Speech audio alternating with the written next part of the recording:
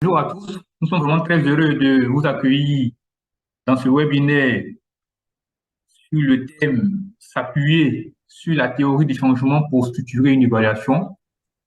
Je suis Samuel Kwaku, président de l'initiative ORM pour l'évaluation, mais également ancien vice-président de l'Association africaine d'évaluation. Je suis par ailleurs évaluateur qualifié et membre de la Société canadienne d'évaluation. Et donc, c'est pour nous, en tout cas, une très grande joie de vous accueillir ce jour au cours, n'est-ce pas, de ce webinaire qui nous permettre de pouvoir apprendre davantage sur la théorie du changement et puis comment pouvoir, n'est-ce pas, l'utiliser dans les différentes évaluations que nous réalisons. Et ce jour, notre programme de ce webinaire va se tenir sur 1 heure. Nous aurons tout à l'heure la présentation du manière sommaire du programme webinaire, la présentation de l'oratrice. Ensuite, nous aurons, n'est-ce pas, nous allons laisser la place à Madame Agathe Devaux pour sa communication. Et à sa suite, nous aurons, n'est-ce pas, un temps, n'est-ce pas, de questions-réponses qui va nous amener, disons, aux environs de 14h55 au mot de clôture de ce webinaire. Donc, sans plus tarder, je vais vous présenter rapidement notre oratrice du jour, Madame Agathe Devaux Spartarakis. J'espère que je prononce bien Tout à fait. le nom. Elle est consultante et chercheuse pour la SCOP Quadrant Conseil. Elle a conduit plusieurs missions d'évaluation de politique publique, conduit et d'accompagnement méthodologique pour le compte d'organisations publiques en France et à l'international. Elle est docteur en sciences politiques. Elle est spécialisée dans les méthodes d'évaluation adaptées aux innovations et expérimentations, ainsi que l'étude de l'utilisation des résultats pour les décideurs publics. Madame Agathe Devos Patarakis est chargée d'enseignement à Sciences Po et membre du Strategic Advisory Board du laboratoire interdisciplinaire d'évaluation des politiques publiques et elle a publié en tout cas plusieurs documents qu'elle voit, n'est-ce pas, dont elle pourra, n'est-ce pas, nous en parler plus tout à l'heure. Donc, sans plus tarder, je voudrais qu'ensemble, on puisse vraiment accueillir Madame Agathe Devos Patarakis pour nous présenter ce thème vraiment d'actualité. Et je dirais que c'est un important thème sur la théorie du changement pour structurer une évaluation. Et comme j'ai eu à le dire, après sa communication, nous aurons un temps de questions-réponses. Donc, préparez déjà les questions et soyez attentifs pour cet important webinaire. Merci infiniment. Et je laisse la parole à notre oratrice du jour, Madame Agathe Devaux. Agathe, bonjour. Oui, merci beaucoup. Je vous partage le diaporama. Est-ce que vous voyez bien? Oui, tout à fait, on voit. Ok, Oui, parfait, très bien. très bien. Donc, je vous remercie beaucoup de m'avoir invité à intervenir aujourd'hui. C'est vraiment un honneur et c'est avec grand plaisir que j'échangerai avec vous. Donc, merci pour cette invitation. Donc, quand on avait discuté sur la préparation de ce séminaire, Monsieur Kouakou donc m'avait dit que dans un séminaire précédent, vous aviez déjà eu donc toute une présentation autour de la construction d'une théorie du changement dans le cadre de l'évaluation. Et donc aujourd'hui, je propose une présentation qui se situe dans ce prolongement pour voir comment, une fois que l'on a élaboré cette théorie du changement, comment on peut s'appuyer sur cette théorie comme une structure, comme un échafaudage pour ensuite guider tout le reste de l'évaluation, donc que ça soit autant dans les questionnements évaluatifs que dans la collecte de données et ensuite dans l'analyse. Donc, Monsieur Kouakou m'a déjà présenté, mais donc juste pour situer, donc effectivement, moi j'ai ce profil un petit peu hybride de consultante, donc je réalise des évaluations, mais aussi donc de chercheuse où j'approfondis des questionnements méthodologiques, que ce soit donc sur l'utilisation des évaluations, mais aussi sur les méthodes d'évaluation, et donc notamment les méthodes, la famille des méthodes qui s'inscrivent donc dans les méthodes basées sur la théorie, mais aussi sur tout ce qui est des méthodes spécifiques à développer dans le cadre d'évaluation, d'expérimentation, ou ce qu'on peut dire de programmes pilotes. Je vous ai mis là différents liens sur des publications donc en lien avec ma présentation. Je vous partagerai bien sûr à la fin de la présentation ce diaporama, donc vous pourrez avoir accès à ces liens. Donc tout récemment, j'ai pu publier une fiche méthodologique qui fait le point justement sur l'évaluation basée sur la théorie. Je vous invite d'ailleurs aussi à aller consulter toutes les autres fiches méthodologiques qui ont été produites cet été, qui reviennent sur des méthodes clés utilisées en évaluation, qui sont à la fois en français et en anglais.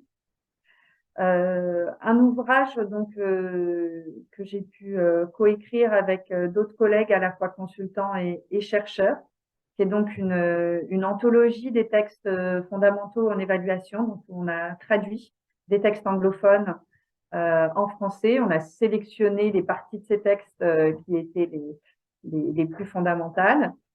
Et dans laquelle on organise justement ces textes en différents chapitres, et où on propose des introductions et des mises en perspective de ces textes.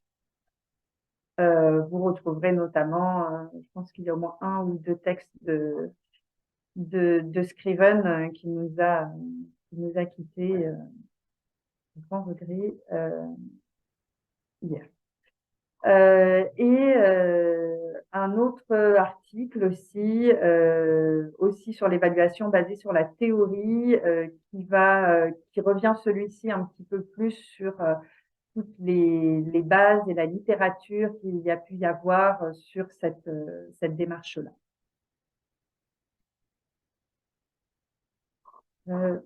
Donc, juste petit rappel sur quels sont les principes clés de la démarche basée sur la théorie.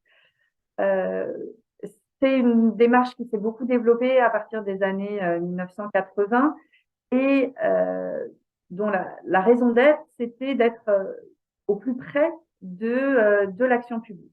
C'est-à-dire d'arriver à se détacher de cette idée que l'évaluation allait évaluer une politique comme elle avait été programmée, et davantage d'aller voir concrètement qu'est-ce qui se passe sur le terrain, quelles sont les différentes étapes d'un dispositif, et de décomposer tous les liens, toutes les hypothèses qu'il peut y avoir entre une intervention et les impacts finaux que l'on souhaite voir advenir. Cette démarche, elle amène donc à expliciter les hypothèses de l'action publique et donc les effets sur les cibles, et des fois qui peuvent être d'ailleurs différents groupes de personnes, et donc à avoir ce travail d'élaboration de la théorie en amont d'une démarche d'évaluation. Et cette approche, elle a donc deux moments clés. Ce moment donc d'élaboration d'une théorie qui peut s'appuyer donc à la fois sur des éléments bien sûr de programmation d'un dispositif, des éléments liés à sa mise en œuvre, mais aussi de la littérature académique qui vont nous aider par exemple à préciser certaines hypothèses. Et puis bien sûr souvent sur de la coproduction avec différentes parties prenantes du dispositif qui vont apporter un éclairage sur différentes étapes de ce dispositif. Donc ça, c'est la première étape. Et la seconde étape, qui vraiment constitue le cœur du travail évaluatif, ça va être de tester cette théorie. Et donc, c'est ce que je vous propose que l'on voit ensemble aujourd'hui. C'est donc comment, à partir d'une théorie du changement, on va pouvoir formuler des questions d'évaluation on va pouvoir réfléchir à la manière de collecter la donnée et on va ensuite garder cette même structure pour analyser les données autour donc de la vérification de cette chaîne causale. Je ne dispose pas aujourd'hui non plus de beaucoup de temps, donc je vais vous montrer vraiment la démarche et vous la décomposer autour d'un cas pratique. Je ne pourrais pas venir sur le détail sur toutes les étapes, mais n'hésitez pas ensuite dans la discussion, si vous souhaitez aller un petit peu plus loin sur certains points, c'est avec plaisir que j'en discuterai avec vous. Pour aujourd'hui, je vous proposais d'illustrer cette démarche en revenant sur un cas pratique qui est assez, un programme qui est assez connu puisqu'il a fait l'objet donc d'un article d'Howard White en 2009 donc intitulé Évaluation d'impact basée sur la théorie, principes et pratiques. Donc je m'appuie sur ce cas pour ensuite moi déployer la méthode et l'approche que nous on peut développer dans le cadre d'évaluation basée sur la théorie. Donc ce cas, pour le présenter brièvement, j'ai volontairement pris un dispositif assez simple pour qu'on puisse bien voir les différentes étapes. C'est un dispositif donc d'éducation nutritionnelle qui est développé par des agents de terrain qui ont d'abord donc pour mission d'identifier des enfants malnutris qui vont passer dans un dispensaire, qui vont ensuite, une fois qu'ils ont identifié donc les enfants qui en ont le plus besoin, organiser des sessions de formation à la nutrition pour les mères de ces enfants sélectionnés et qui vont aussi donner des suppléments alimentaires pour les enfants qui sont identifiés. L'objectif final du programme, c'est bien de contribuer à l'amélioration des résultats nutritionnels des enfants. Une approche qui ne serait pas basée sur la théorie regarderait d'abord donc les éléments de programme et s'intéresserait à l'impact final à la suite. Il pourrait par exemple développer un groupe test, un groupe témoin avec certains enfants qui ont accès au dispositif ou non et de voir l'évolution de l'amélioration des résultats nutritionnels. C'est d'ailleurs la première approche d'évaluation qu'il y a eu pour ce programme, sauf qu'il s'est avéré que ce programme avait été déployé dans différents contextes, dans différents pays même, et que les résultats étaient extrêmement différents selon les contextes d'application. Donc, les gestionnaires du programme ont souhaité en savoir plus et donc essayer de comprendre pourquoi dans certains contextes cela pouvait marcher et pourquoi dans d'autres ça ne fonctionnait pas. Donc, ils ont eu recours à une approche basée sur la théorie et cette approche, donc on dit souvent que cette approche nous permet d'ouvrir la boîte noire. Et donc là, c'est toute cette boîte noire de ce qui va se passer entre l'action publique et effectivement les impacts souhaités et donc quelles sont les différentes étapes. Ici, pour simplifier donc ces étapes-là, le lien entre ce programme et ensuite les impacts finaux, il va passer par les publics ciblés. Donc ici, ce sont les mères. Et donc les hypothèses que l'on va faire, donc c'est ici les cases 4, 5 et 6, c'est bien donc que les mères vont participer aux sessions de formation, qu'elles vont apprendre de nouvelles connaissances effectivement, et qu'elles vont avoir les moyens d'appliquer ces connaissances pour avoir une amélioration des résultats nutritionnels des enfants.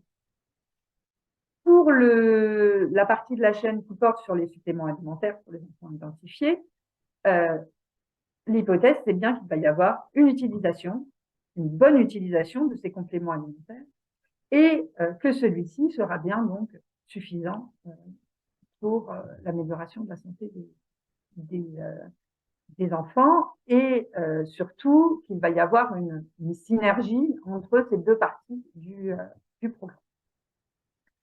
Donc, à partir de cette théorie ici assez simple, on va pouvoir commencer l'investigation d'évaluation.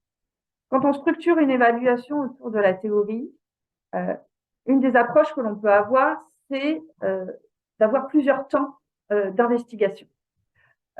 Ici, on peut identifier 3 temps.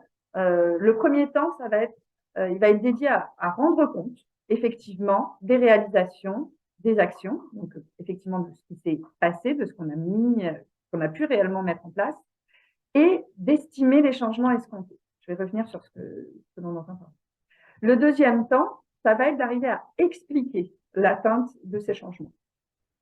Et enfin, le troisième temps, je pense qu'on aura juste le temps de l'évoquer brièvement aujourd'hui parce qu'il peut faire l'objet d'une présentation à part entière, c'est de revenir sur l'analyse de la contribution du projet à ces changements.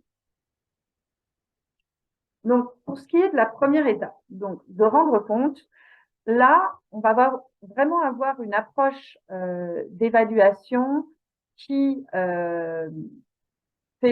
s'appuie donc vraiment sur le suivi et l'évaluation et où on se pose principalement des questions qui sont liées donc au registre de questionnement évaluatif qui est sur l'efficacité. Donc, on est sur dans quelle mesure, dans quel cas, les enfants des mères participant au projet ont vu leurs résultats nutritionnels s'améliorer. Ici, ça veut dire que l'on va s'appuyer sur les boîtes que l'on a identifiées, les principales étapes, pour poser les sous-questions d'évaluation. Donc, on va commencer l'évaluation par préciser ces sous-questions qui vont donc organiser une première partie du référentiel de questionnement de l'évaluation. Je vous ai listé ici quelques exemples. Vous voyez que c'est des points qui peuvent être du suivi assez basique de projet. Par exemple, pour la case 1, on va avoir combien d'enfants ont été vus et combien ont été ciblés, sur quel site, quand. On va avoir aussi donc l'organisation des sessions de formation. Puis aussi s'intéresser à la participation des mères, combien ont participé, quels sont leurs profils, ont-elles acquis les principales notions. À la base pour appel de sécurité. Ah, est-ce que vous pouvez couper?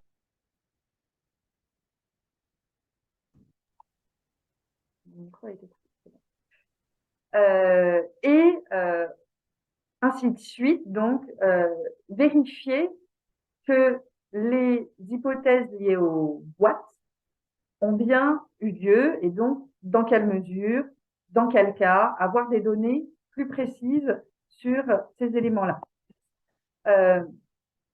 C'est à partir, en s'inscrivant dans cette structure-là, que l'on va, pour chaque boîte, pour chaque sous-question, définir quels seraient les indicateurs et quelle serait la meilleure manière de les collecter. Pour la case 1, on peut envisager justement qu'il y ait un journal de bord un petit peu des dispensaires qui puissent noter ces éléments-là.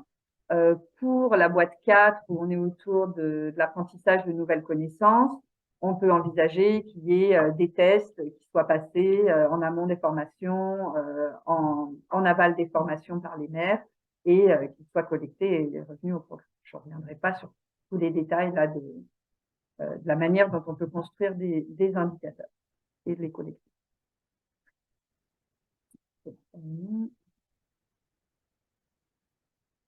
Une fois qu'on a passé cette première étape, on a déjà des premiers éléments de constat sur la réalisation ou non de ces étapes-là. Mais effectivement, je disais, on a des éléments sur les changements qui sont escomptés, mais on ne peut pas parler d'impact. C'est-à-dire que on va juste pouvoir vérifier que les changements vont bien dans le sens souhaité par le projet, mais on ne sait pas encore effectivement de quelle manière on y a contribué par la conduite de ce projet. Il y a plein d'autres facteurs qui peuvent avoir contribué aussi à certains de ces changements. Donc là, par exemple, ici, on a eu des premiers résultats qui montraient que les premières étapes de la chaîne étaient plutôt vérifiées, mais on rencontrait un problème au niveau de la boîte 6, c'est-à-dire qu'on avait très peu d'applications des connaissances qui pourtant avaient été acquises par les maires qui participaient aux formations. Et on avait aussi, dans le cadre de l'utilisation du complément alimentaire, des utilisations assez disparates. Notamment, on pouvait avoir des fois un effet de substitution c'est-à-dire que les enfants qui avaient le complément alimentaire allaient sauter un repas parce qu'ils avaient ce complément, ou sinon que le complément alimentaire pouvait être donné à un autre enfant de la fratrie, et donc qui lui n'était pas forcément malnutri. Et surtout, ce qui posait question, c'est qu'à la fin, dans l'amélioration des résultats nutritionnels, pour certains bénéficiaires, on voyait vraiment qu'il y avait eu une amélioration, et pour d'autres, très peu. Donc, ça nous a mené à avoir des difficultés à vraiment porter un constat final sur l'efficacité ou non de ce programme. Une fois qu'on a en fait cette première étape, donc ces éléments sur la vérification des changements escomptés, la vérification des actions mises en œuvre, là commence le véritable travail d'évaluation analytique, c'est-à-dire pour essayer d'expliquer, de formuler des hypothèses sur quels pourraient être les différents facteurs, aux différentes étapes qui pourraient expliquer qu'on a eu ces dysfonctionnements à certains moments de la chaîne. Donc là, c'est souvent un moment où on va justement mobiliser les différentes parties prenantes pour questionner cette chaîne-là un petit peu idéale qu'on avait fait au départ, et pour voir tous les facteurs pouvant les expliquer, qui vont être de nouveaux questionnements évaluatifs. À titre d'exemple, je vous en ai mis là quelques-uns, c'est vraiment quand on va être dans cette phase d'explication que l'on va pouvoir mobiliser les autres registres de questionnement évaluatif. Là, je vous ai dit précédemment, on était dans l'efficacité. Là, on va mobiliser des registres qui vont être surtout liés à la pertinence. Donc, dans quelle mesure est-ce que vraiment on répond à un besoin? Dans quelle mesure est-ce qu'on prend en compte les contraintes des acteurs? Dans quelle mesure est-ce qu'on s'adapte à un contexte? Et donc, ça va être autant de sous-questions qu'on va pouvoir avoir pour chacune de ces boîtes. Et on va pouvoir aussi questionner des registres qui vont être liés notamment à la cohérence interne, c'est-à-dire se questionner sur est-ce qu'on a bien des ressources autant en compétences que financières qui sont proportionnées à l'ambition des actions, par exemple. Et donc chercher comme ça à chaque boîte, à chaque étape de cette théorie, quels peuvent être les éléments que l'on pourrait questionner. Souvent, un des moyens aussi de trouver ces questionnements, c'est de se dire qu'est-ce qui serait un scénario catastrophe en fait si le pire arrive dans ce programme. Voilà, quel serait le pire, et donc à quoi il faut penser en termes de questionnement sur les risques que la chaîne ne se déploie pas comme prévu. Là, par exemple, on peut avoir des questionnements sur la boîte 1, sur est-ce que les agents de terrain ont les compétences et les moyens pour identifier les enfants les plus dans le besoin? Est-ce qu'il y a bien des critères de sélection qui permettent d'identifier les enfants les plus dans le besoin? Pour les mères, on peut se poser la question en boîte 4, par exemple, si la pédagogie est adaptée à leur niveau d'éducation. Est-ce que les sujets abordés sont vraiment adaptés à leurs besoins? Et surtout, est-ce que elles ont les moyens d'appliquer ces connaissances ou non? Et donc là, ça veut dire qu'on va avoir des questionnements qui vont appeler une démarche où on va dépasser un petit peu un système de suivi classique et aller davantage vers des questionnements qualitatifs. Là, par exemple, ils ont pu faire aussi appel dans ce cas-là à des anthropologues qui ont travaillé sur la structure familiale et les habitudes alimentaires pour mieux comprendre ces utilisations ou non des compétences acquises. On va conduire donc des entretiens, on peut conduire des focus group pour collecter ces informations-là. On est réellement là dans des questionnements et dans du travail évaluatif. J'ai pas mis tous les questionnements à toutes les boîtes, mais chacune donc appelle des points d'attention que l'on va investir. À partir de ces questionnements-là, on va avoir des constats beaucoup plus précis sur la chaîne, et notamment pour expliquer les résultats. Là, par exemple, on a pu voir que sur l'étape identification des enfants malnutris, les critères étaient pertinents, mais tous les agents n'avaient pas les compétences pour bien les appliquer. Et notamment, il y avait beaucoup de turnover, donc de renouvellement des équipes. Et donc, on pouvait avoir des enfants qui étaient sélectionnés qui n'étaient pas forcément les enfants cibles. Ce qui pouvait, de fait, être une des explications des résultats finaux. C'est-à-dire que sur certains, on avait des bons résultats alimentaires, mais peut-être qu'ils ne partaient pas de si bas. Donc, ça nous a amené déjà une première piste d'explication. On a vu aussi sur l'étape 2 que l'organisation des sessions, elle prenait bien en compte la majorité des contraintes rencontrées par les maires sur l'ensemble des territoires. Donc, là, on est sur une étape validée, qui a bien été conduite de la manière dont elle devait se faire. Et qui, en tout cas, favorisait le passage à l'étape 4 juste après. On a vu aussi que la pédagogie était adaptée, par exemple pour 85% des maires, notamment les moins éduqués, donc là, c'était très intéressant. Et que ces connaissances étaient nouvelles pour vraiment 70% d'entre elles. Donc là aussi, on est plutôt sur une validation de cette étape-là. Par contre, et donc c'est bien là où, grâce à l'attention sur certaines de ces cases intermédiaires donc, qui sont entre le projet et l'impact, on a eu les explications. Par justement l'enquête des anthropologues, on a pu voir que 80% des maires n'étaient pas en capacité d'appliquer ces connaissances.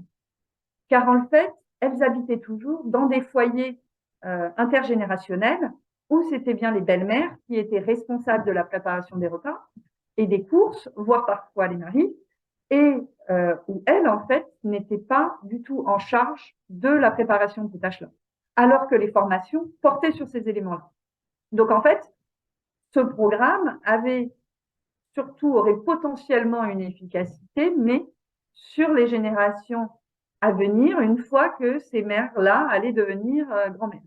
Donc là, ça peut être beaucoup plus compliqué à suivre cet effet-là dans le temps.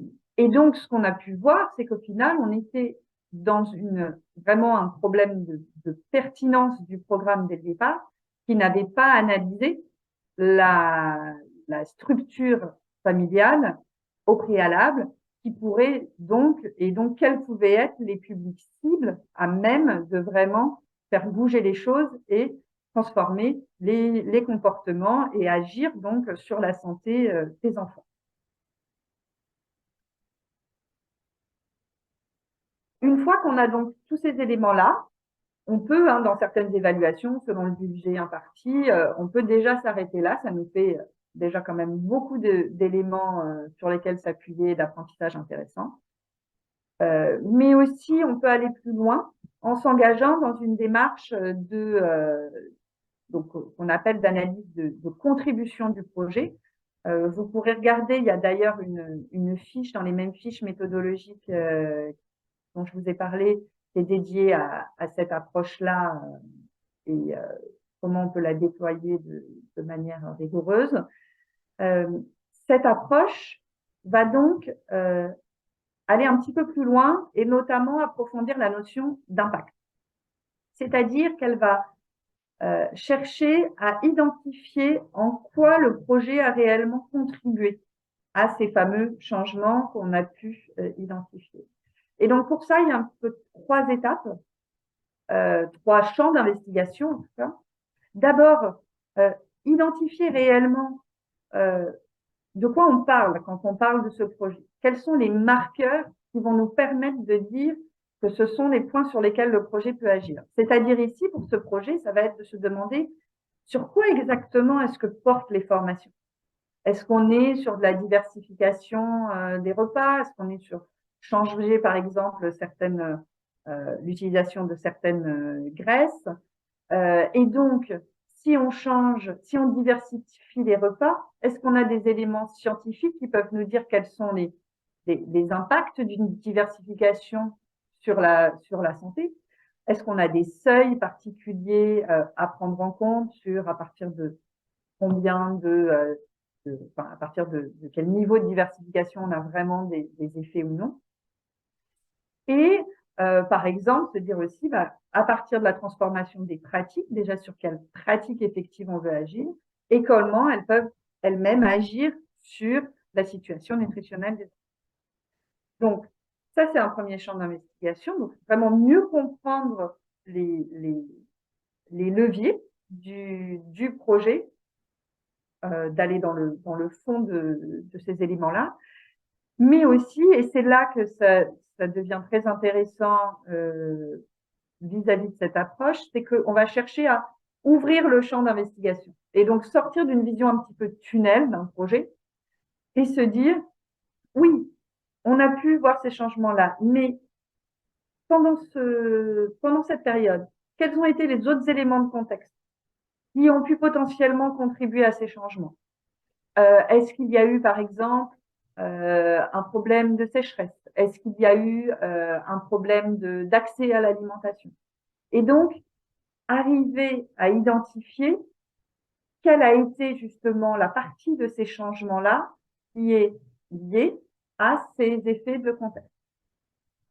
Et puis, identifier aussi s'il n'y a pas d'autres interventions qui sont déployées sur le même territoire et qui auraient pu contribuer aussi à ces changements.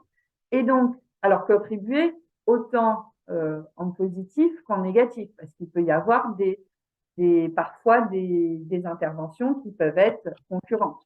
Là, je pense s'il devait y avoir, par exemple, à un moment, c'est pas forcément justement des projets, hein, ça peut être une promotion ou avec un vendeur de soda, je sais pas, qui fait une promotion dans la région et qui distribue ces produits-là, comment ça a pu, à un moment, impacter les problèmes nutritionnels. Et donc, on va de la même manière se poser ces questionnements aux différentes étapes de la théorie du changement, pour renforcer le plus possible nos résultats sur la contribution finale. L'atout que peut avoir donc justement de cette approche-là, en s'organisant autour de la vérification donc des différentes cases, ça va être aussi qu'au niveau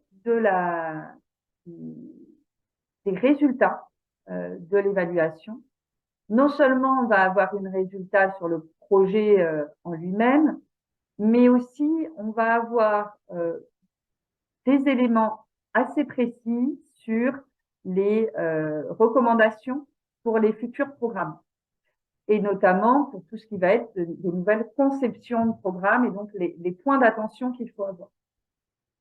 Là, et cette démarche est d'autant plus intéressante de fait quand on va déployer un programme similaire dans différents contextes, puisque plus on va changer les contextes, plus on va identifier des risques potentiels que cette théorie ne se déploie pas forcément comme prévu, et plus on va avoir de points d'attention à avoir à consolider ensuite qui vont constituer comme un guide dans les futures applications, enfin mises en place du programme. Là, par exemple, avec les premiers éléments, on peut reprendre ces différentes étapes et voir, avec ce qu'on a pu investiguer, on sait que maintenant, pour l'étape 1, au moment de l'identification des enfants, il faut s'assurer qu'on va avoir tout au long de la mise en œuvre une application homogène des critères de sélection. Donc là, ça veut dire qu'il faut peut-être réfléchir à une manière d'identifier les enfants qui soit le plus possible sous forme de kit peut-être, ou avec tout un accompagnement pédagogique qui soit le plus adapté possible. On a vu sur la case 2, ça s'est effectivement très bien déroulé dans la programmation précédente. Il y avait une bonne prise en compte des contraintes. Donc, est-ce qu'on peut s'inspirer de bonnes pratiques? Donc, est-ce qu'on peut, dans le programme précédent, justement, lister tous les éléments, les variables à prendre en compte dans l'organisation de formation? De la même manière, la case 4 s'est plutôt bien déroulée. Donc, comment est-ce qu'on peut adapter la pédagogie et là, on peut s'inspirer des bonnes pratiques du sujet. Et ensuite, tout ce travail, là, pour le coup, qui est à approfondir sur comment est-ce qu'on peut adapter le plus possible les formations aux participants et donc aux marges de manœuvre qu'elles peuvent avoir par la suite pour agir sur la santé des bénéficiaires finaux qui sont les nôtres.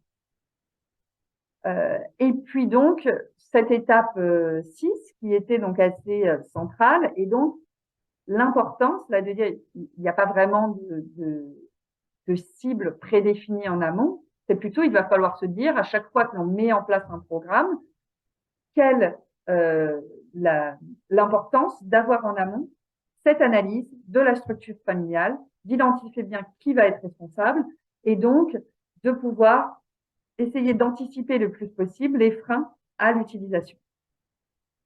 Et puis, toutes ces questions qu'on peut avoir autour de l'utilisation du complément alimentaire, est-ce qu'on peut maîtriser le plus possible cette prise de complément pour justement éviter les effets de substitution? Mais bon, c'est compliqué puisqu'on ne peut pas être non plus au jour le jour dans la préparation d'alimentation au sein de la famille. Et donc, de fait, est-ce qu'on garde quand même, est-ce que cette action doit être maintenue ou non? Et donc, ça va être un petit peu au vu justement de la contribution de cette case 5 à la case 7, de se dire, est-ce que c'est bien une étape fondamentale de ce projet ou non? Donc, on arrive comme ça à avoir une structure et un discours autour des résultats qui va être toujours lié donc à ces différentes étapes et à ces différentes hypothèses que l'on va vérifier au fil de l'eau et au fil de l'évaluation. Cette approche, pour l'avoir testée donc vraiment dans différents contextes, moi je la trouve très adaptée et notamment très pertinente pour favoriser la participation des parties prenantes et l'appropriation de l'évaluation. Au sens où, et c'est vraiment important de rester sur une théorie du changement au final qui est assez simple et sur laquelle on peut facilement communiquer. Elle permet d'avoir cette représentation un petit peu graphique du programme et d'être très clair sur les points que l'on souhaite vérifier et où chaque personne peut bien voir où est-ce qu'elle intervient dans la chaîne et peut bien identifier les questions que l'on peut se poser sur chaque étape. On a pu le faire dans le cadre d'une autre expérience professionnelle. J'ai travaillé avec le CIRAD, qui est un laboratoire en agronomie du développement, et on a pu même faire des théories du changement qui étaient donc là, comme vous le voyez, sous forme de dessin, donc où on dessinait ces hypothèses-là et qui permettaient vraiment là à tous les agriculteurs de participer, toutes les autres parties prenantes, même si il n'y avait pas forcément la maîtrise de la langue écrite. Et c'est une logique qui dans laquelle peuvent rentrer vraiment beaucoup de personnes. Ça permet donc aussi justement cette mise en perspective dans un contexte aussi plus général, quand on ouvre justement aux éléments de contexte environnant, aux autres projets qui peuvent aussi interagir avec le projet que l'on met en place. Et puis, et surtout, je pense que là, c'est un de ces atouts principaux, c'est de ne pas avoir de réponse binaire vis-à-vis d'un programme. Le fait que l'on décompose ces différentes actions, on peut dire, oui, une certaine partie de la chaîne fonctionne, une autre moins. Et donc, comprendre exactement où ça pêche et ne pas jeter un programme parce qu'on n'a pas eu les impacts souhaités à la fin, ou en garder un, mais sans savoir vraiment ce qui a marché, et donc potentiellement le répliquer dans d'autres contextes sans que, et alors qu'il y aurait des risques à certaines étapes. Donc, ça permet aussi pour chaque case, comme vous l'avez vu, on a pu dire pour certains publics ça fonctionne, pour d'autres moins, et donc essayer d'expliquer ça avec les différentes sous-questions qu'on peut avoir pour chaque étape. Je vous ai mis ici quelques références sur l'application de cette approche. Cet ouvrage-là dont j'ai mis la couverture, c'est un ouvrage en anglais, mais il est très, très pédagogique, très pratico-pratique. Moi, je l'aime beaucoup. Et donc sinon, là, je vous ai mis quelques références. Et bon, il y a plein aussi d'éléments de ressources sur Internet si vous souhaitez aller plus loin. Je vous remercie beaucoup pour votre attention et j'ai pas eu le temps encore de regarder le chat, mais si vous avez des questions, n'hésitez pas. Alors, Merci beaucoup à Agathe pour sa présentation. Sur le thème s'appuyer sur la théorie du changement pour structurer une évaluation. Et l'exemple a été développé sur un cas pratique présenté dans le cadre de l'activité de 3UE. Et nous retenons que cette approche permet de rendre compte, permet également aussi d'expliquer l'atteinte du changement. Et cette approche est basée sur le renforcement de l'analyse de l'impact par l'analyse de la construction. Il s'agit également aussi d'une approche potentiellement participative et favorisant l'utilité, n'est-ce pas, des évaluations. Donc, nous allons maintenant laisser la parole aux participants pour les questions et puis s'il y a également aussi des commentaires. Mais je crois qu'il y a déjà quelques questions qui nous ont été posées, notamment la, excusez-moi, voilà, la première question, quel est le lien entre la réalisation totale des activités et l'efficacité globale d'une intervention? Ce lien est-il directement engagé? Bon, donc là, c'est une question d'ordre général. L'autre question, c'est pourquoi uniquement parler, n'est-ce pas, des maires dans le projet, alors que on pourrait plutôt parler, n'est-ce pas, des personnes chargées des enfants de manière globale. Et enfin, pourquoi avoir limité les acteurs, dans votre cas pratique, aux agents de terrain mères et enfants, alors qu'il y a d'autres parties prenantes dont les actions sont moins négligeables? Donc voici un peu quelques questions. Peut-être pas une dernière question aussi. Comment cette approche peut permettre de développer une approche inclusive de l'évaluation et faciliter l'appropriation des conclusions?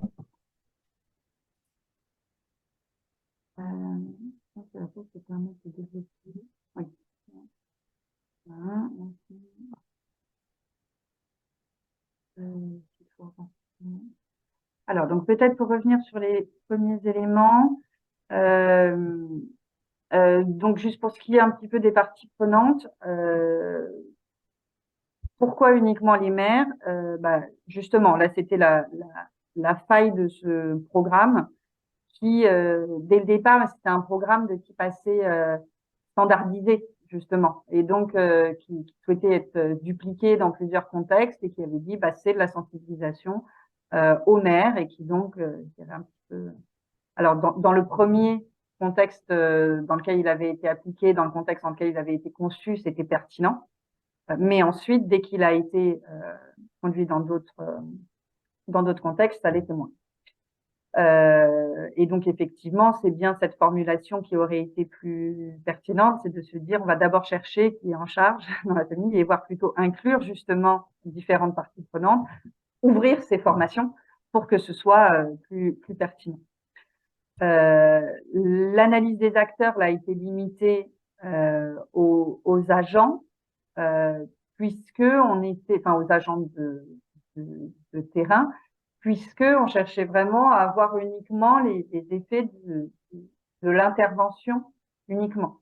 Donc, il voulait circonscrire vraiment à ces acteurs qui étaient financés dans le cadre du projet. Et donc pas forcément ouvrir aux autres. La première question, j'ai juste du mal, je ne sais pas si vous souhaitez la reformuler. Quel est le lien entre la réalisation totale des activités et l'efficacité globale d'une intervention? devient directement engagé. J'ai du mal à, si vous pouvez préciser, je veux bien. Je ne sais pas si Monsieur Dorcia en ligne peut peut-être le formuler, enfin mieux expliquer sa question. D'accord, je suis là, c'est madame. Ah, ok, m'excuse, madame. Il n'y a pas de souci. Il n'y a pas de souci pour ça. Mais en fait, ma question était de savoir le lien qui existe entre, si ça existe bien sûr, entre la réalisation avec succès des activités Oui, sur l'efficacité globale d'une évaluation. Hein, au cours, si par exemple jamais on est pris quelque part pour mener une évaluation finale ou bien à mi-parcours d'un projet, comment on va évaluer la réalisation avec succès des activités, la relation qui existe avec l'efficacité totale de l'intervention. Voilà, c'est ça par un peu ma question. efficacité totale, vous entendez quoi? Par efficacité totale, il y a des questions d'évaluation quand un thème de référence est possible pour une étude d'évaluation. On peut vous donner les critères par lesquels on veut que vous évaluez, à Mhm, savoir la pertinence, l'efficacité, l'efficience et tout, et tout, et tout. Donc, par exemple, si je prends le cas de l'efficacité dont j'ai parlé ici, un projet qui est sectionné par composante ou bien par gros résultat, il est mhm, d'abord question de se prononcer sur les résultats là ou bien les composantes avant de venir conclure sur l'efficacité globale du projet. mhm, Maintenant, si on commence par les interventions des composants, les composants, n'est-ce pas, sont divisés des indicateurs et des activités.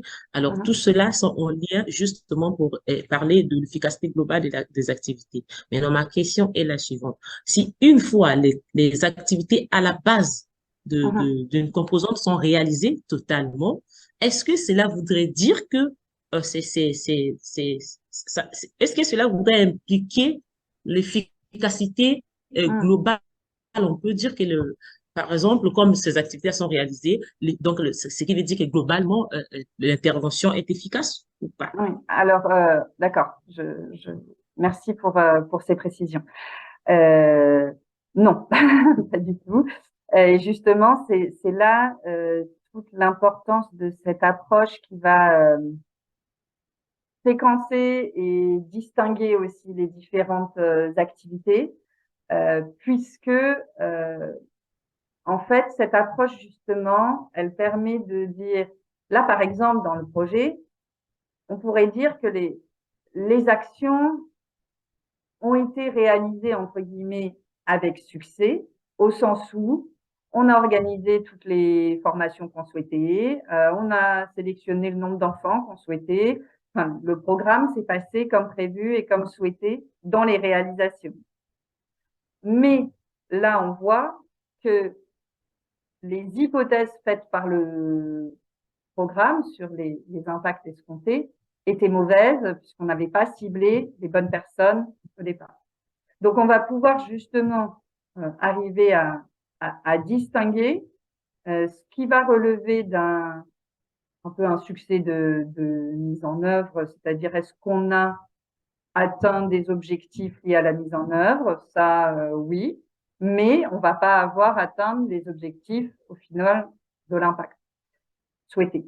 Et euh, et là, votre question, elle fait aussi référence aux préoccupations de la dernière démarche que je montrais dans l'analyse de contribution, c'est-à-dire euh, il faut toujours se poser la question de, effectivement, on peut constater des changements qui vont peut-être dans le sens que l'on souhaite sur l'amélioration de la santé, mais euh, c'est uniquement si on a des précisions sur peut-être des tests scientifiques qui nous montrent comment un changement d'alimentation peut influer sur la santé, sur certains points, que l'on va pouvoir déterminer quelle est notre part un petit peu de contribution à ces effets-là. Et donc, en gros, comment est-ce qu'on contribue à changer les choses par ces actions. Je Oui, voyais qu'il y a d'autres questions dans le chat, mais je ne sais pas si on prend oui, d'autres questions oui, pour les gens qui ont oui. levé la main. D'autres questions? Comment cette approche peut permettre de développer une approche plus inclusive? Et comment s'y prendre pour reconstituer une théorie de changement et combien de temps cela peut prendre? Mhm. Donc, pour avoir une approche plus inclusive, euh, alors, c'est une approche plus inclusive en évaluation, j'imagine, pas dans Oui, oui, les voilà. examens. Et faciliter, n'est-ce Donc, pas, la création des conclusions. oui, oui, plus inclusive. Alors, ça va être justement euh, essayer d'avoir déjà lors de la théorie du changement, lorsqu'on la constitue, lorsqu'on l'élabore, ouvrir aux différentes parties prenantes. C'est-à-dire que nous, on a pu faire, parce que des fois, on va pas faire non plus communiquer un financeur avec des bénéficiaires sur site. Ça va pas être une communication facile avec liberté de parole, mais on a pu faire, nous, des petits groupes, des fois des sous-groupes de groupes de travail, de personnes de catégories homogènes, avec qui on fait chacun, alors, avec qui on élabore une théorie du changement du projet, selon eux, leur point de vue, et où ensuite on va justement croiser ces différents points de vue pour constituer un petit peu une théorie du changement globale qui nous permet justement d'avoir parfois des hypothèses d'impact qui sont assez éloignées de que les financeurs envisageaient au départ. Et donc d'aller justement investiguer des points plus importants. On peut le faire aussi d'une autre manière, c'est-à-dire, et ça c'est assez d'ailleurs amusant quand on le fait, on élabore la théorie de programme donc souhaitée par les financeurs ou par les personnes qui ont programmé le projet, et puis avec les personnes qui sont déjà dans le programme, donc si on intervient souvent à mi-parcours peut-être, ils viennent et ils critiquent les liens. Et là, ils disent non, ça se passe pas comme ça ne se passe pas directement, il faut telle ou telle étape, ça, c'est pas du tout effectif, ou là, il y a tel risque ou tel risque. Et ça, on peut le faire soit dès la conception d'ailleurs d'un projet. C'est assez intéressant d'utiliser une théorie du changement pour dire, bah, voilà ce que l'on souhaite faire. Et puis de dire, bah, on va en parler. Là, par exemple, ça serait aux maires, on va en parler aux personnes, d'autres personnes de la collective, enfin, de la communauté, d'autres personnes spécialistes en santé publique, ou voilà, et ils vont nous critiquer ce programme et nous dire les risques et donc peut-être des choses qu'il faudrait faire autrement. Euh, il faut donc aussi, enfin, c'est intéressant justement d'être attentif à ce moment-là à être le plus inclusif possible. Et donc aussi mais ça après c'est des questionnements autour d'ateliers participatifs, c'est-à-dire de réellement donner les moyens à tout le monde de bien participer. C'est pour ça que je vous donnais des exemples là au CIRAD où on avait pu faire des chemins d'impact par dessin qui permettaient donc à chacun de pouvoir de pas être limité par des capacités de lecture par exemple. Voilà, j'ai vu qu'il y avait OK. une question peut-être sur le Voilà, une temps. dernière question avant de passer la parole à Oumoul. Comment passer, n'est-ce pas, des questions évaluatives, des thèmes de référence à une formulation Mm, d'une théorie de changement? mm.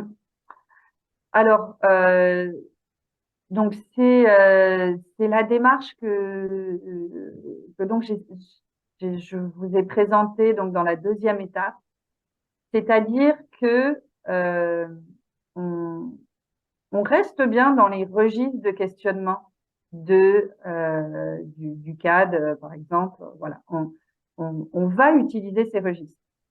On va utiliser des questionnements traditionnels d'un cahier des charges. On va s'appuyer là-dessus.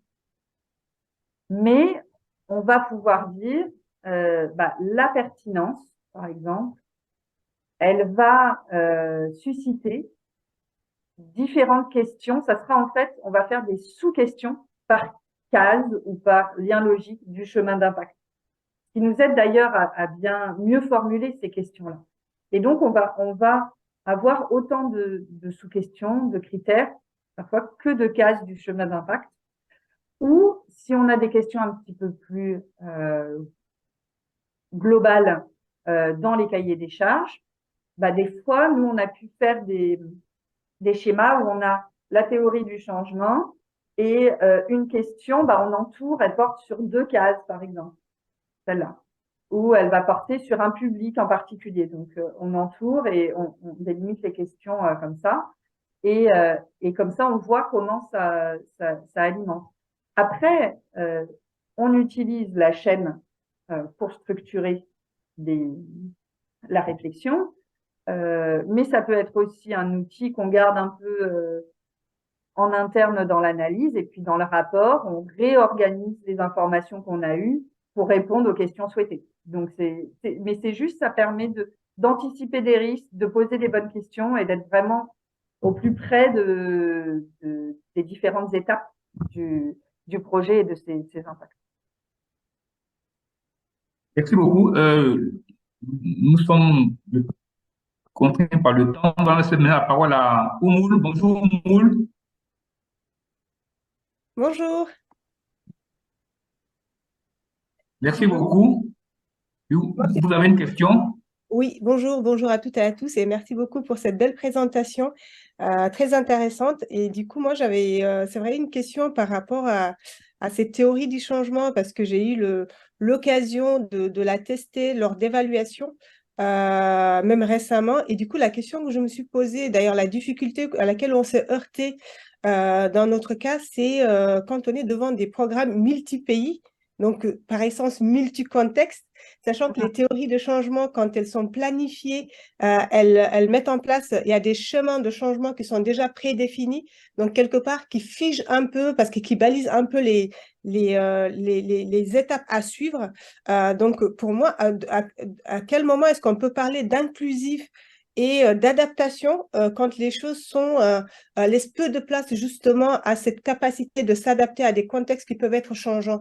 De ce point de vue-là, je l'ai vu plus comme une contrainte pour les personnes qui mettaient en œuvre que plutôt comme une opportunité. Alors, je ne sais pas si dans les différents retours que vous en avez, ça, c'est des choses qui sont prises en compte et analysées. Merci beaucoup. Oui, complètement. Vous avez raison.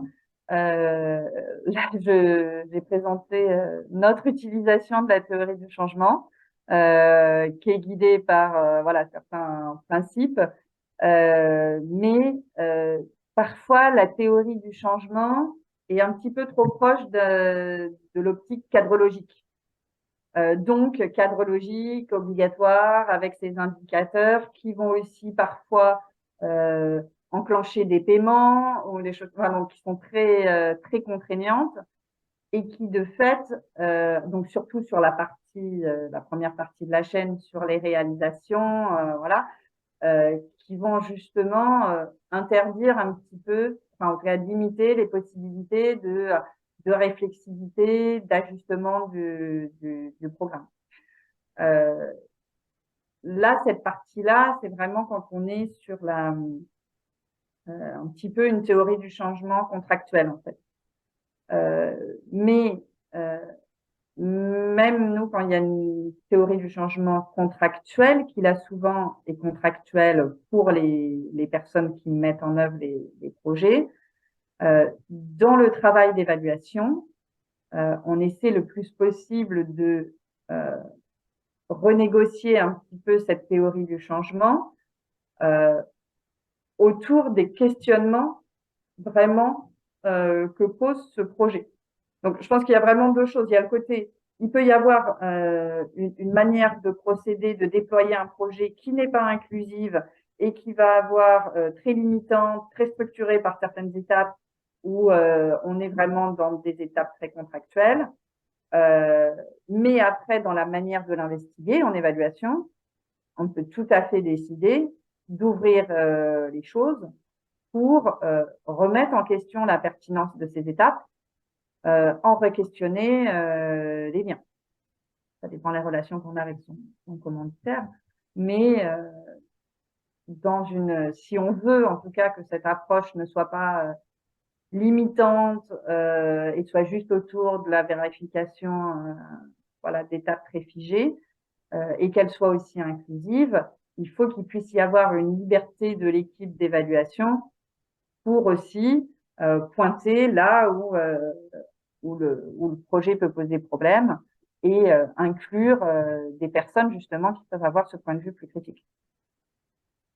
Ok, merci beaucoup, Agathe. Comme je dis, le temps un peu joue à notre défaveur. Je vais laisser la parole à Achille et puis notre second, voilà, à Achille pour sa question. Je crois qu'il y avait également aussi et Achille et Dahash.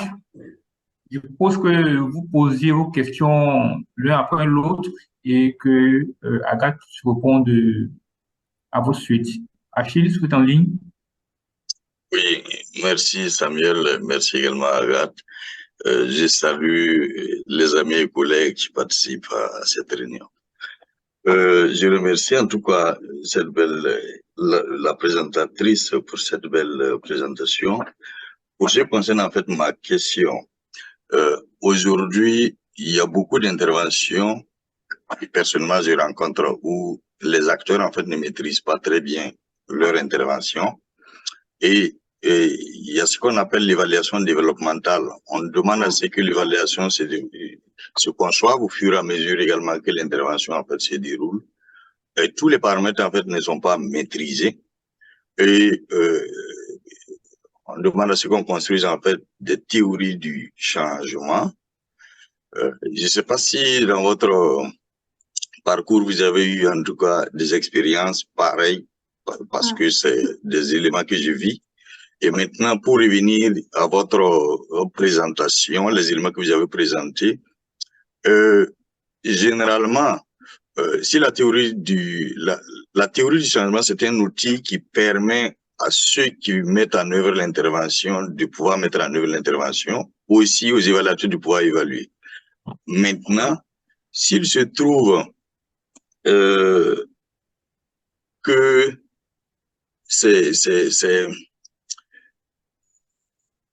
non, les questions que vous avez posées, ce que vous avez présenté, je voudrais savoir si les questions posées sont liées beaucoup plus au suivi, parce que la théorie du changement avec les hypothèses c'est construit et ceux qui mettent en œuvre l'intervention en connaissance de tous ces éléments.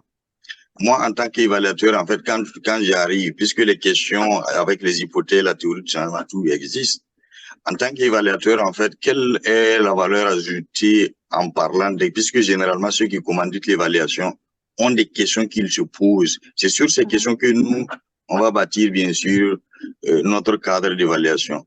Comment mes questions peuvent différer de celles de la théorie du changement avec les hypothèses qui ont été déjà construites? Merci bien. Merci beaucoup, Achille.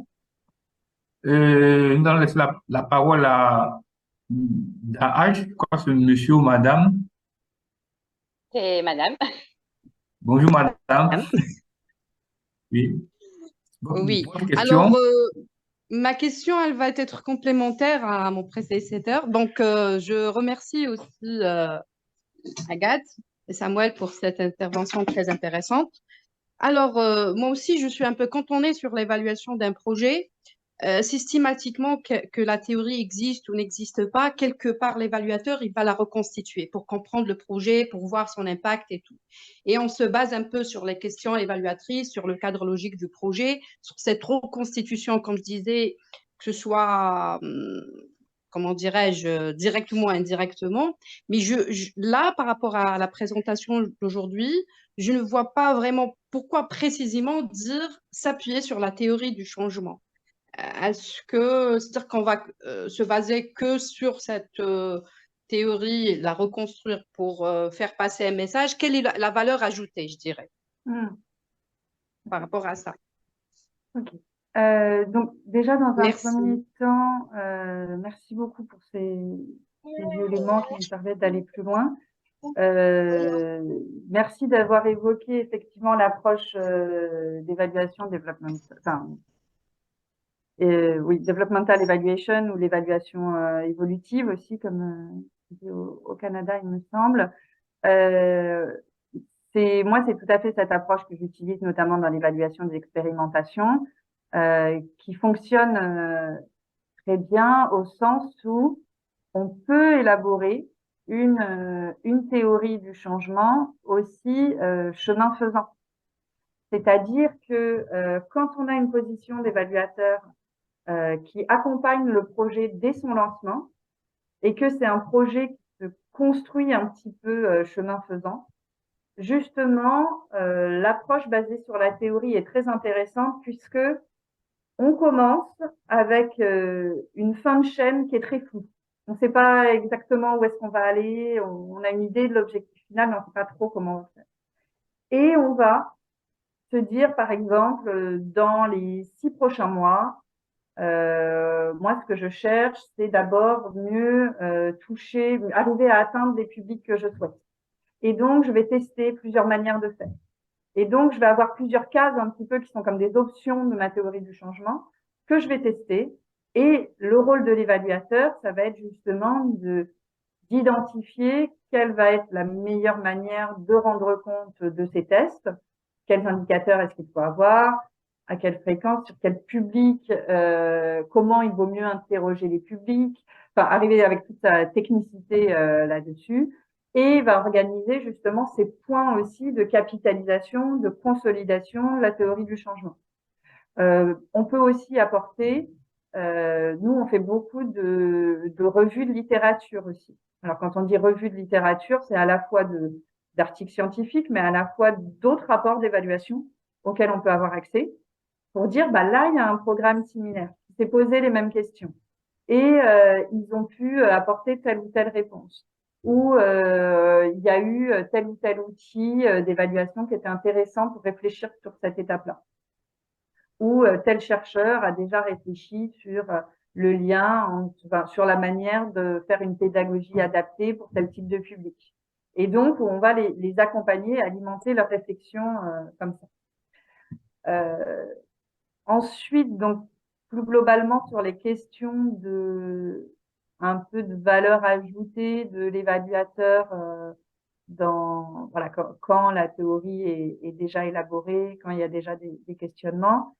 Bon, nous déjà, elles sont rarement là. Enfin, c'est vrai on fait souvent ce travail d'expliciter la théorie et de la modifier surtout assez fortement, parce que souvent entre la théorie de départ, ce qui a été mis en place sur le terrain, où on a une théorie de départ où les liens, les hypothèses sont en fait assez faibles, enfin sont très peu consolidées. Ou par exemple, on a vu que le projet avait des ambitions beaucoup trop grandes par rapport à ce qu'il était capable de faire normalement. Donc on les aide à reformuler ces éléments-là, à identifier peut-être des étapes intermédiaires qu'ils n'avaient pas vues, ou des publics cibles qui n'étaient pas des publics importants qui n'étaient pas des publics cibles et donc à réfléchir là-dessus. La valeur ajoutée, c'est aussi potentiellement d'inclure de nouvelles personnes dans la réflexion. Et aussi, ça va être souvent d'organiser la réflexion. Et donc là, justement, c'est aussi par rapport à la question de Madame. L'approche basée sur la théorie, ce qu'elle va permettre, c'est de sectionner des questionnements qui étaient peut-être plus larges pour les orienter vraiment autour de ces étapes clés, ces liens causaux clés, et donc de pouvoir avoir ces petites unités, un petit peu d'interrogation autour du programme. Donc, éviter justement ces questions trop générales où au final on va avoir des réponses qui apportent peu d'apprentissage, et donc le plus possible d'aller justement autour de ces séquences, de ces petites séquences qui vont nous intéresser.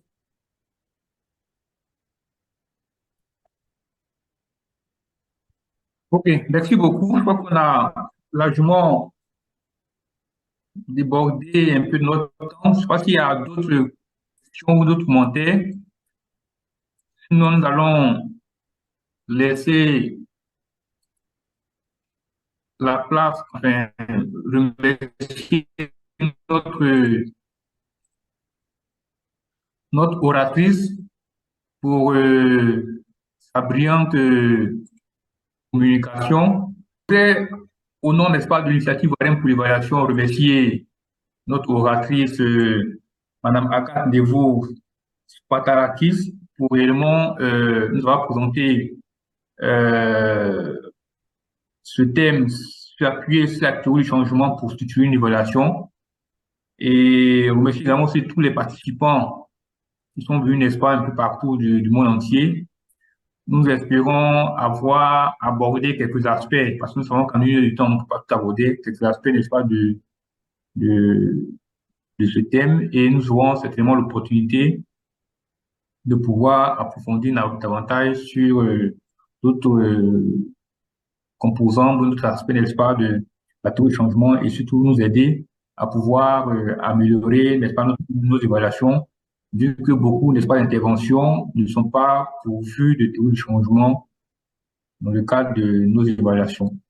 En tout cas, je voudrais remercier chacun de vous, remercier notre oratrice, remercier, n'est-ce pas, le cabinet Quadrant Conseil et tous nos partenaires, n'est-ce pas, IOCE, Evaluation for Action et toute la communauté d'évaluation qui ont bien voulu s'associer à nous pour pouvoir réaliser ce webinaire. Merci infiniment. Et je ne sais pas si Agathe a un dernier mot à ajouter avant de... Non, comme je disais dans la conversation, merci, merci à toutes et à tous pour vos questions, votre attention. Et voilà, c'est toujours trop court pour échanger comme on le souhaiterait, mais c'était voilà, c'était un bon début pour échanger. OK. Merci beaucoup et au revoir.